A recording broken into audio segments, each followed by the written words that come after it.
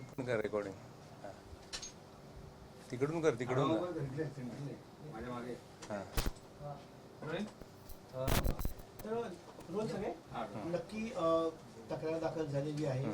कायदेशीर फॅक्ट्स काय आहेत या संपूर्ण प्रकरणात? आता ही जी तक्रार आहे तर जे विक्टीम आहेत त्याच्यातले फिर्यादी आहेत त्यांनी जे माजी खासदार आहेत मुंबईचे सिंधुदुर्गातून जे आलेले आहेत त्यांचा मुलगा जे त्यांच्याकडून एक स्थळ आलेलं लग्नासाठी.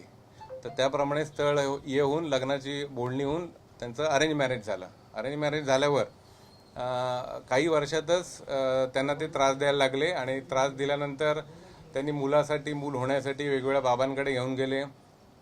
तिथे वेगवेगळे अघोरी कृत्य त्यांच्यासोबत झाली आणि त्या संदर्भात आम्ही आता फिर्याद दाखल केलेली आहे त्यांच्या विरुद्ध. ताई, नक्की तुमचं म्हणणं काय आहे? जो प्रकार एफआयआरमध्ये दिलेला आहे, नक्की कुठल्या प्रसंगातून तुम्हाला जावं लागलं आणि काय तुमची तक्रार आहे माजी खासदार विनायक राऊत यांच्याविरुद्ध?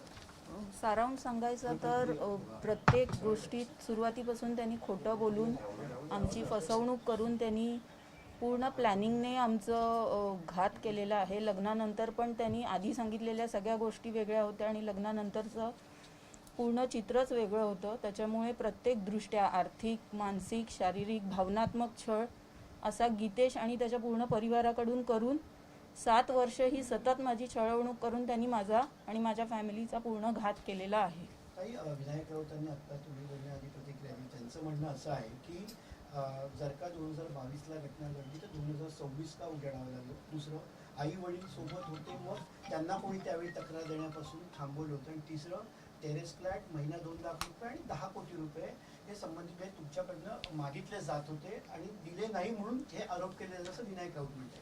सर्वप्रथम पॉलिटिकल बॅकग्राऊंड असल्यामुळे, एक सबळ फॅमिली असल्यामुळे आणि मला मेनली गीतेशबरोबर चांगला संसार करण्यासाठी म्हणून आम्ही कधीच कुठलीच तक्रार केली नव्हती.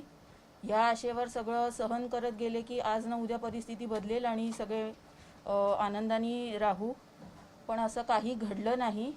आणि ज्या गोष्टी त्यांनी फ्लॅट, पैसे वगैरे जे काही सांगितलेलं आहे ते नितांत खोटं आहे. कारण त्यांनी जो छळवणूक माझी केलेली आणि प्रत्येक गोष्टीत त्यांनी जे शाब्दिक सुनावणी किंवा मारहाण करून जे त्यांनी माझ्याबरोबर केलेलं आहे ते लपवण्यासाठी आता ते सगळं हे खोटं स्टेटमेंट मीडियासमोर देत आहेत. अघोरी कृत्य म्हटलं महाराष्ट्रामध्ये अघोरी आणि जादूटोणा बंदी विधेयक आहे, त्याची अंमलबजावणी केली जाते. तर तुम्हाला काय सांगा, कशा पद्धतीने अघोरी प्रयोग तुमच्यावरती केले गेले आणि त्यांना किती कठोर शिक्षा झाली? अघोरी कृत्य ॲज इन 2018मध्ये म्हणजे डिसेंबर 2017ला लग्न झाल्यापासून सप्टेंबर 2018पर्यंत आमच्यात काहीही शारीरिक संबंध आले नव्हते. त्याच्यासाठी आमच्या फॅमिलीजनी बसून बोलणी केली आणि असं ठरलं होतं की गणपतीवरून आल्यानंतर या गोष्टीवर काम करायला सुरू करू. पण गणपतीवरून आल्यानंतरच एक थोडक्यात अशी घाबरण्याची घटना झाली, ज्याला त्यांनी असं अघोरी सगळ्या ह्याचं इलाजांचं स्वरूप दिलं की ते अक्षरशः सप्टेंबर 2018पासून 22 सालापर्यंत ते त्यांनी सुरू ठेवलं, ज्याच्यात हे अघोरी कृत्य प्लस माझं मेडिकल ट्रीटमेंट्स ज्या त्यांनी केल्या, हायपोथायरॉइड असूनही त्यांनी मला जे अँटी डिप्रेसंट्स वगैरे दिले त्याच्यामुळे मला सर्वोपरीने त्यांनी प्रचंड त्रास दिलेला आहे. अघोरी कृत्य काय केलं जो सांगतो? गंभीर प्रकारे महाराष्ट्राचे माजी खासदार, कौटुंबिक पार्श्वभूमी राजकीय आहे, काय अघोरी कृत्य केलं? अघोरी कृत्य जसं की वेगवेगळ्या बाबांकडे इलाजासाठी म्हणून घेऊन जायचे. मग ते बाबा त्यांच्या परीने इलाज करत होते. कोण जिवंत कोंबडा अंगावरून उतरवत होता, कोण कणकेच्या भावल्या, तांब्याची तार, मांसाचे तुकडे घेतलेले, माझ्या अंगावरचे न धुतलेले वापरलेले कपडे घेऊन डोक्यावरचे केस ओढून अशा सगळ्या गोष्टी वापरून उतारे करत होते. कच्चं गोमूत्र किंवा हळद खायला देणे किंवा हे सगळे देवीच्या समोरची ती जी अगरबत्तीची उदी असते ती तीर्थ म्हणून असं एवढं पेला भरून प्यायला देणे, असं सगळे विचित्र प्रकार. म्हणजे फक्त त्यांच्या मुलाचं एक हे की तो शारीरिक संबंध करण्यासाठी असक्षम आहे हे लपवण्यासाठी त्यांनी हे सगळं पूर्ण प्लॅनिंगनी करून माझं आयुष्य बर्बाद केलेलं आहे. राजकीय दबाव होता का? कारण माजी खासदार, 2 वेळा खासदार राहिले, वजन आहे शिवसेनेमध्ये त्यांचं, असं राजकीय दबाव तुमच्यावरती कशा प्रकारचा होता आणि किती राजकीय कुठल्या दुसऱ्या नेत्यांचा हस्तक्षेप होता का दबाव टाकण्यामध्ये पक्षाच्या? राजकीय दबाव तर तसं तो जास्ती असण्यापेक्षा जो एक मेंटल ट्रॉमा मला दिला जात होता, एक घरच्यांकडून जे प्रेशराईज केलं जात होतं, जसं नवरा मला मारहाण करून बोललेला आहे की माझ्या वडिलांनी 2 करोड रुपये इलेक्शनसाठी लावलेले आहे, तुझ्यामुळे त्यांच्या इमेजला जर धक्का गेला तर म्हणजे तू बघ तुझं मी काय करीन, असं सगळं म्हणजे इतकी त्याची विकृत वागणूक त्यांनी देऊन मला जे एक सर्टन असं ट्रॅप्ड मोडमध्ये ठेवलेलं आहे की नॉर्मल लाईफ हे माझ्यासाठी नव्हतंच कधी. सो त्याच्यावरनं तुम्ही कल्पना करू शकता की काय ट्रॉमा त्यांनी मला या 7 वर्षात दिलेला आहे. विनायक राऊतांची भूमिका कशी असेल, त्यांचं वागणं कसं होतं आणि किती या गुन्ह्यात गंभीर सहभाग त्यांचा आहे? स्पष्टच सांगायचं तर विनायक राऊत हे त्यांच्या दुसऱ्या पत्नीबरोबर आणि मुलीबरोबर दुसऱ्या घरात राहतात. आम्ही ह्या घरी राहतो जे झोपडपट्टीत आहे आणि आम्हाला लग्नाच्या बोलणींपासून आम्हाला कधीही सांगण्यात आलं नव्हतं की दुसरं घर हे झोपडपट्टीत आहे. आणि विनायक राऊत हे नवरात्रीच्या घट बसतो त्या दिवशी आणि घट उठतो म्हणजे दसऱ्याच्या दिवशी, फक्त त्याच 2 दिवशी आमच्या घरी यायचे. इतर वेळीस ते कधीही आमच्या घरी आले नाहीत आणि ते फोनवरनं मला अमुक गोष्ट कर, तू ही जबाबदारी घ्यायला पाहिजे, तू तू ती जबाबदारी घ्यायला पाहिजेस. पण त्यांनी त्यांच्या मुलाला, त्यांच्या बायकोला कुठलीही गोष्ट समजावून सांगितली नाही आणि ते फोरफ्रंटवर कधी आले नाही, ज्याच्यामुळे यांचा दोघांचा अजून राग आणि ते सगळं फ्रस्ट्रेशन आपण बोलू शकतो ते त्यांनी माझ्यावर अजून व्यक्त केलं. एक कुटुंब प्रमुख म्हणून जसं माझ्या सासऱ्यांनी हे सगळं सांगायला पाहिजे होतं त्या दोघांना, ते त्यांनी कधीही केलेलं नाही. अघोरी कृत्यात किती सहभाग होता विनायक राऊत? हे स्वतः जेव्हा तुम्हाला वेगळे उतारे काढायचे किंवा बाबांकडे घेऊन गेले तेव्हा विनायक राऊत हे स्वतः तिथे उपस्थित होते किंवा असायचे? एका ठिकाणी होते, पण हे जे अघोरी जिथे जिथे आम्ही गेलेलो आहोत ते सगळे कोकण पट्ट्यातले आहेत आणि मूळतः ते सिंधुदुर्ग पट्ट्यातले आहेत आणि त्यांनी जिथे जिथे सांगितलेलं आहे तिथे तिथे आम्ही सगळीकडे हे इलाज केलेले आहेत. पण अजूनही विनायक राऊत म्हणतात पैसे पाहिजे होते, टेरेस फ्लॅट पाहिजे होता, दर महिन्यात 2 लाख पाहिजे होते दर म्हणून महिना केलं 5 लाख गाडी आणि 12 कोटींची तुम्ही मागणी केली होती आणि ते नाही केलं म्हणून तुम्ही आरोप करता. आणि एवढे वर्ष म्हणून गप्प बसला होतात तुम्ही असं? अच्छा, तर मला असं वाटतं की त्यांनी आणि सगळ्यांनी ज्यांनी मला जवळून पाहिलेलं आहे त्यांनी हा विचार करावा की मी 7 वर्ष तिथे होते, माझ्याकडे बरेच मौके होते जिथे मी त्यांच्याकडनं पैसे उकळू शकत होते किंवा काही त्यांच्या गोष्टींवर माझा हक्क दाखवू शकत होते, पण मी त्याच्यात कधीही नव्हते. आणि माझ्या सिंपल अपेक्षा होत्या माझ्या नवऱ्याबरोबर माझा सुखी संसार आणि माझ्या घरच्यांबरोबर आनंदाने नांदणं. ते त्यांनी न देता इतर गोष्टीत मला भरीस पाडून मला वेगवेगळ्या तऱ्हेने छळून माझं अपमानित असं घाणेरडं आयुष्य त्यांनी माझं केलं. कायदेशीररित्या काय तरतुदी आहेत, कशा पद्धतीची कारवाई कायदेशीरदृष्ट्या यांच्यावरती होणं अपेक्षित आहे, कुठल्या कलमांतर्गत त्यांच्यावरती कारवाई, किती गंभीर स्वरूपाची कारवाई असू शकते? आता याच्यामध्ये फसवणुकीचा 498 जो जुना 498 म्हणजे नवीन जो 85 आहे तो दाखल केला आहे आम्ही. 318 सेक्शन जे आहे फसवणुकीचं ते दाखल आहे. प्लस महाराष्ट्र नरबळी जो आहे सेक्शन ब्लॅक मॅजिक ऍक्ट, तर तो त्याच्याप्रमाणे आम्ही सेक्शन 3चा 2 आणि 3चा 3 हा सेक्शन आहे. नॉन बेलेबल सेक्शन आहे. त्याच्याप्रमाणे सध्या कळतंय आम्हाला की एकाला अटक पण झालेली आहे याच्यामध्ये. तर आम्ही पोलिसांकडे मागणी करतो की त्यांना लवकरात लवकर अटक व्हावा. दुसरं आपण जसं सांगितलं की ते काहीतरी बाईट देत आहेत की एवढे 3 वर्ष काय केलं, ह्याचा मोडस ऑपरंडी जो आहे, मुलाची त्यांची क्षमता जी आहे ते त्यांना पहिल्यापासून माहीत होतं, म्हणून ते एका स्थळाकडे गेले जिथे लोअर मिडल क्लास फॅमिली आहे, बिचारी मराठी साधी माणसं आहेत ती, कुठे त्यांना पॉलिटिकल काही संबंध नाही त्यांचा, फायनान्शियली पण कॅपॅसिटी नाही, अशी त्यांनी बरोबर चूज केली. त्यांनी ती मागणी घातली आणि सर्व खोटं त्यांनी सुरुवातीपासून सर्व गोष्टी सांगितल्या. तशीच आमची FIR फसवणूक केली आणि त्यांनी असं बघितलं की ते जाऊन पुढे जाऊन काही करणार नाहीत आणि त्याच्याप्रमाणे त्यांनी वेळोवेळी अघोरी कृत्य जबरदस्ती त्या बाबांकडे घेऊन गेले. एका इन्सिडेंटमध्ये त्यांनी फ्लॅटवर पण एका बाबाला बोलवलं, जो इकडचा मुंबईचाच आहे, कुठला कुर्ल्याचा आहे. अशा प्रकारे त्यांनी वेगवेगळ्या कृत्या केल्या जेणेकरून यांच्यावर मानसिक दबाव येईल आणि स्वतःमध्येच काहीतरी कमी आहे. हे एक सायकोलॉजिकल याला हे म्हणतात की एखाद्या माणसाला किंवा एका व्यक्तीला तुमच्यामध्येच कमी आहे, तुमच्यामध्ये कमी, मग तो दुसऱ्याला प्रश्नच विचारत नाही.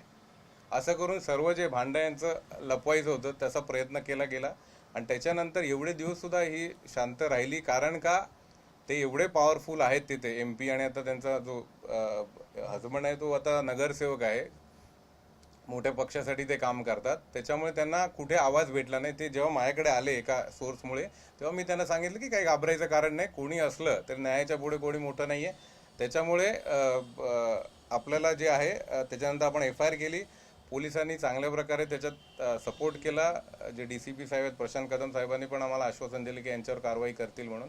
त्याप्रमाणे आता आज रोजी एक अटक पण झाली एका बाबाला, तर ते आज हजर करणार आहेत कोर्टात. आरोपी क्रमांक 2 FIR मध्ये विनायक राऊत आहेत. हो, त्यांना अटक करावी त्वरित अशी तुमची मागणी आहे का? 100%. आणि असे जर लोकनेते असतील ज्याचं म्हणजे लिडरशिप मधनं काय, आत्ताच खराचं प्रकरण जेवढं मोठं आलं त्यात पॉलिटिशियनची काही नावं सुद्धा आलेली आहेत समोर.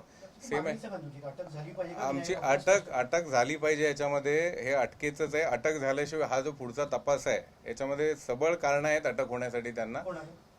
विनायक राऊत असतील की पूर्ण फॅमिली जे आरोपी आहेत त्याच्यात 7-8 आरोपी जे आहेत या सगळ्यांना अटक होण्याची गरज आहे. त्याशिवाय तपास पूर्णपणे होऊ नाही शकत त्याच्यावर. राजकीय दबाव आहे, जसं काही म्हणाले तसं राजकीय दबाव असल्यामुळे अडचणी येतील का? कारण माझी खासदार आहेत, सर्व पक्षात संपर्क आणि कॉन्टॅक्ट आहेत. आता संविधानामध्ये तर इंडिपेंडेंटली पोलीस चौकशी करतात, त्यांनी आम्हाला आश्वास दिलाय. पण ते जर मोठी लोक असतात तर तसा दबाव त्यांच्यावर येऊ शकतो.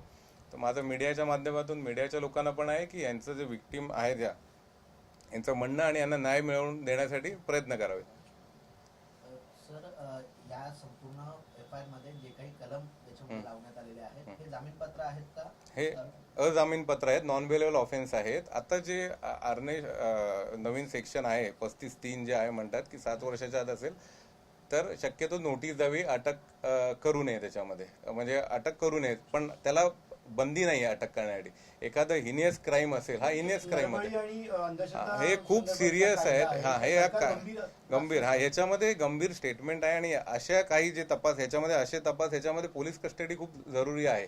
त्याशिवाय ती लिंक लागणं जे याच्यात, कारण का मल्टिपल बाहेरचे पण आरोपी आहेत त्याच्यामध्ये, जे बाबा लोक आहेत ते बाहेरचे आहेत.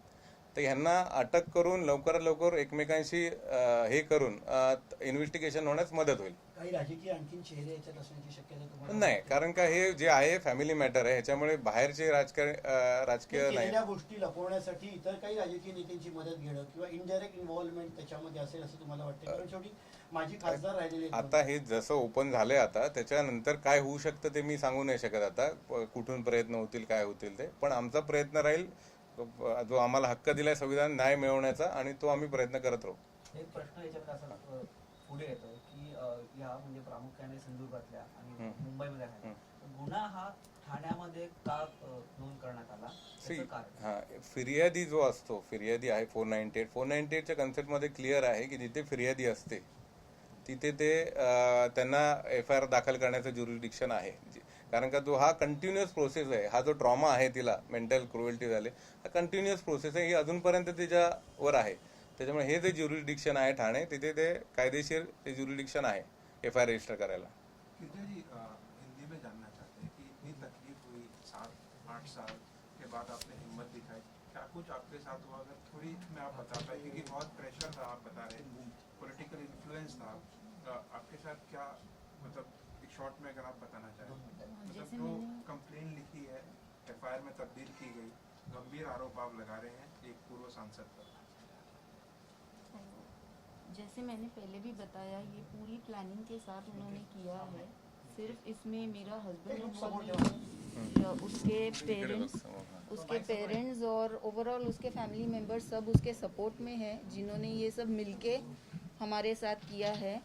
और मेजर एलिगेशंस अगर उन पे बोलने हैं तो first thing is he is incapable of establishing sexual relations, due to which just to hide this he has done like what sir said, he's done extreme cruel behavior.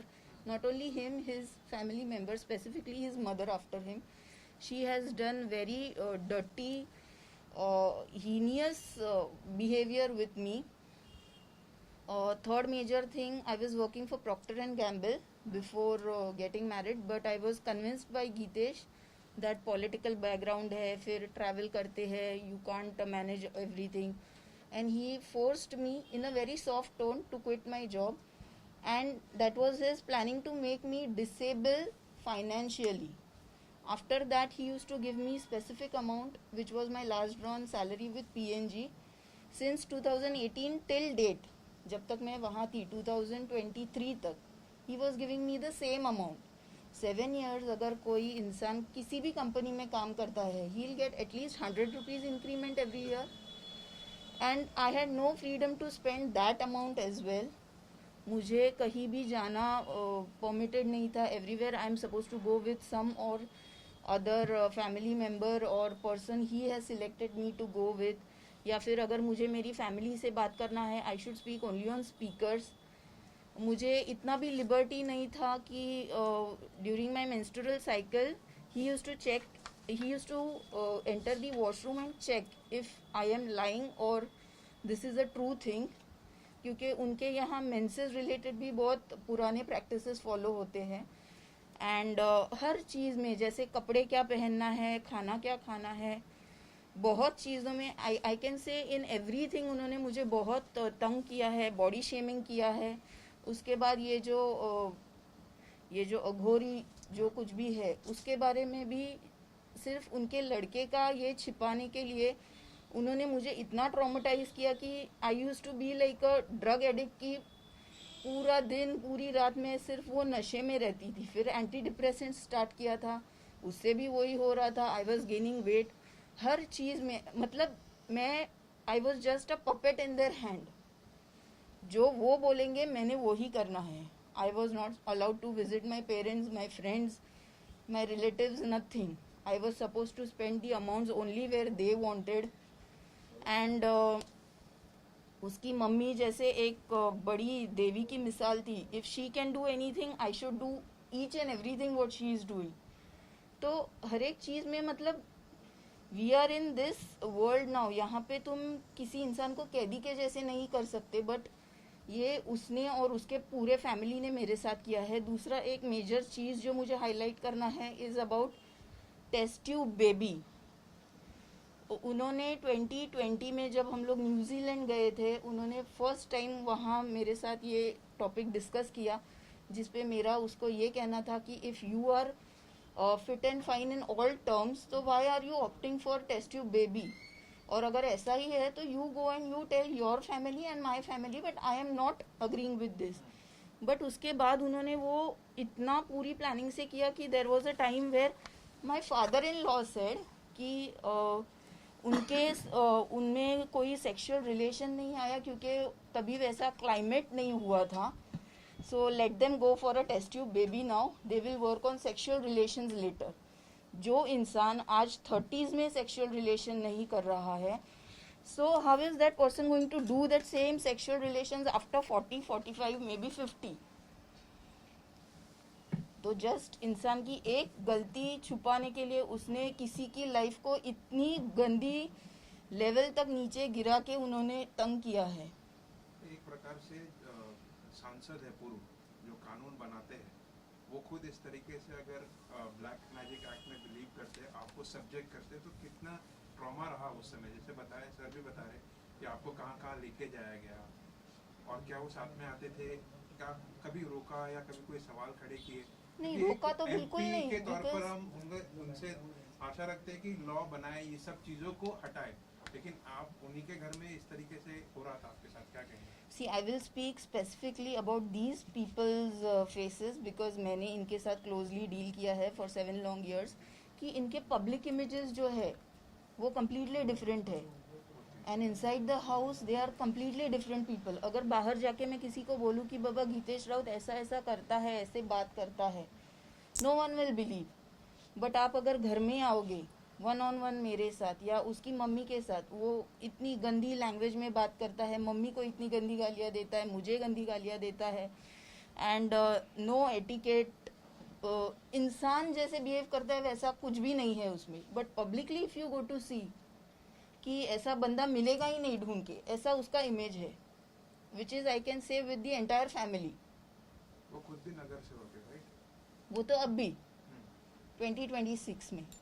But उसने head of the family है विनायक राउत, खुद पूर्व सांसद रह चुके, इतने बड़ी party में सीनियर लीडर है, उनके द्वारा कभी आपको मतलब इन चीज़ों से रोका गया या कभी कुछ ऑब्जेक्शन दिया गया कि वो भी साथ में ही थे पूरे, ये जो पूरा आपने बताया 7 साल में जो तकलीफ हुई? देखिए, ऑब्जेक्शन उन्होंने इन चीज़ों के लिए नहीं किया. अघोरी जो कुछ हुआ उसके लिए नहीं किया, मतलब ऑब्जेक्शन, समर्थन ही था। हाँ समर्थन ही था। और मेन उनका प्लस पॉइंट क्या था, he was not staying with us, he was staying with his second wife. तो 24/7 I had to deal with Geetesh and his mother. So others have, किसी को भी 100% पिक्चर नहीं पता ये कैसे है। एंड सेकेंड थिंग इज, उन्होंने कैसे किया, हर चीज में मुझे फोर फ्रंट पे रख के, मेरे कंधे पे बंदूक रख के एवरीवन ट्राइड शूटिंग।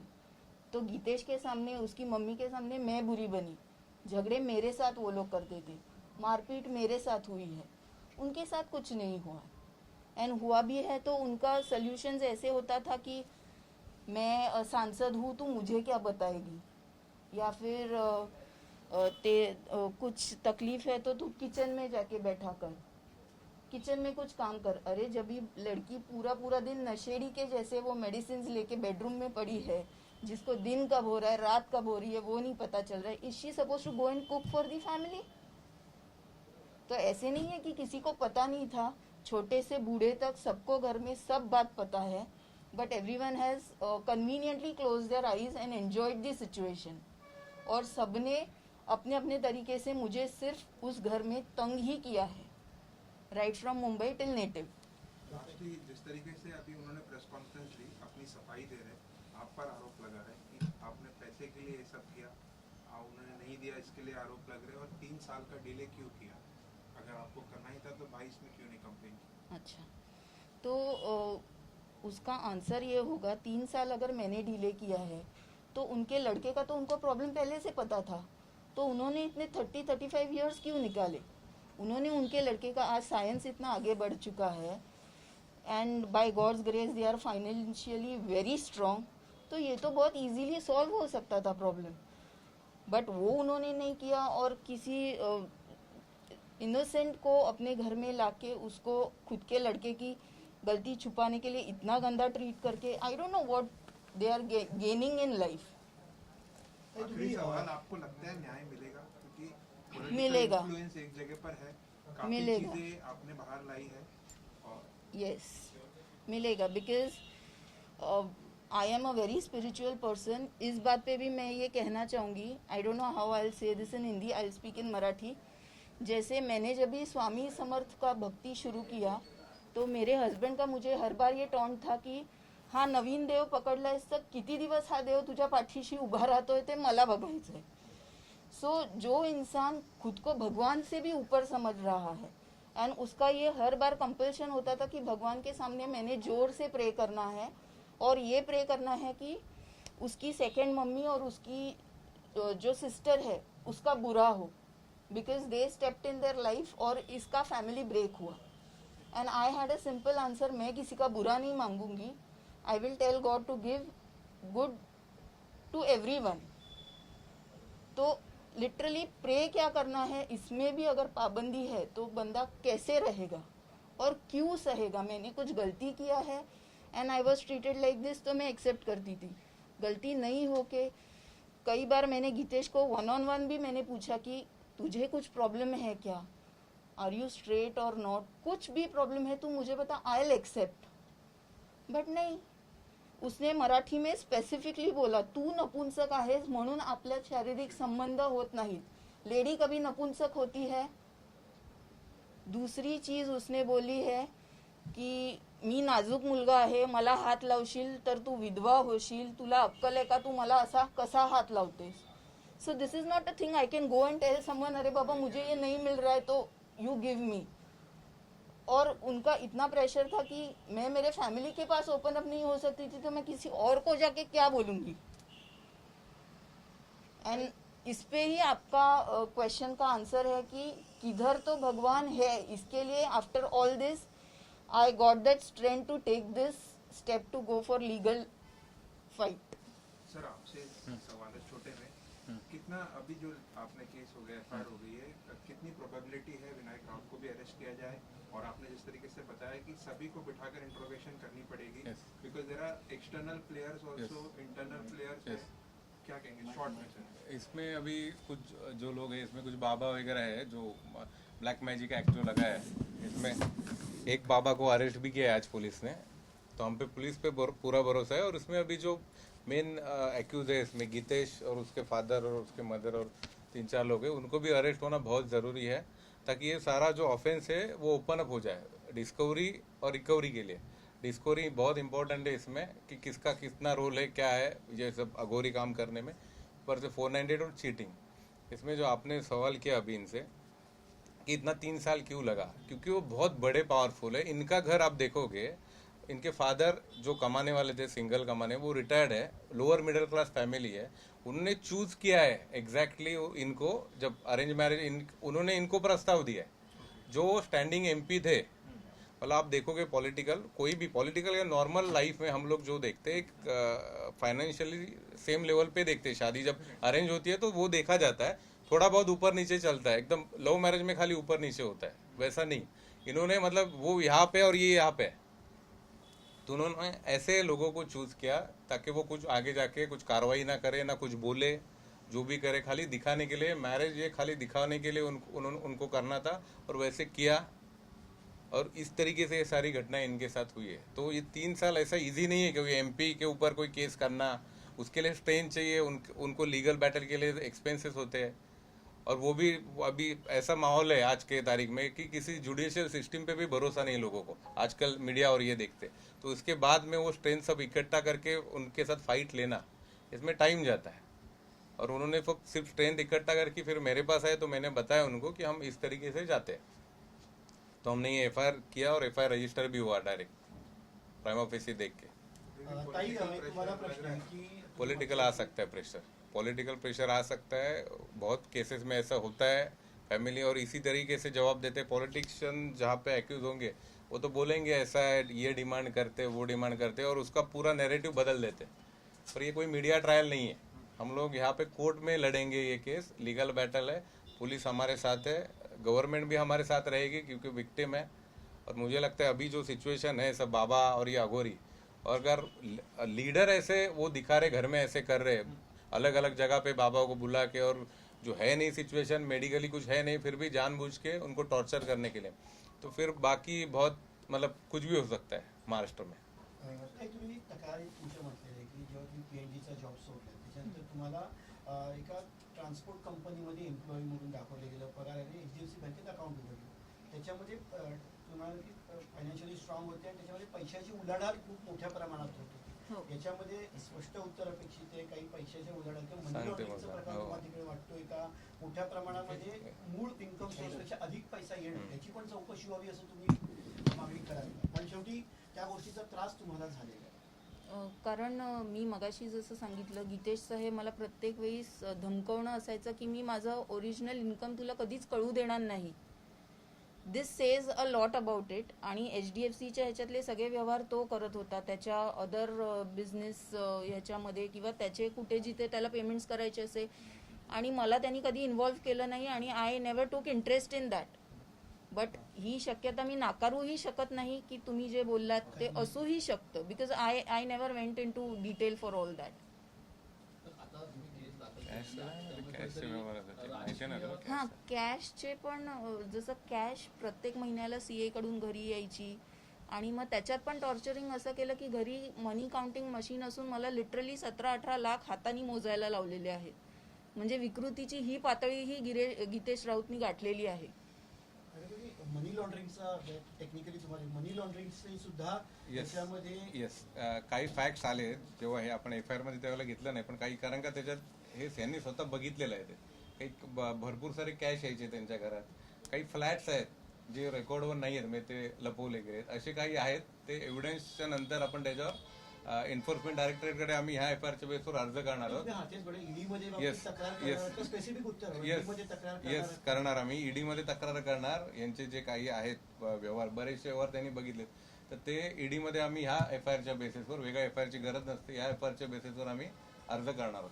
गुन्हा ठाण्यात नोंद केल्यामुळे कुठेतरी संशय व्यक्त करण्यात येतोय. आणि संजय राऊतांनी सुद्धा आज म्हटलं की ठाण्यात गुन्हे जे होतात त्याच्यावरती संशय नेहमीच उभा राहतो.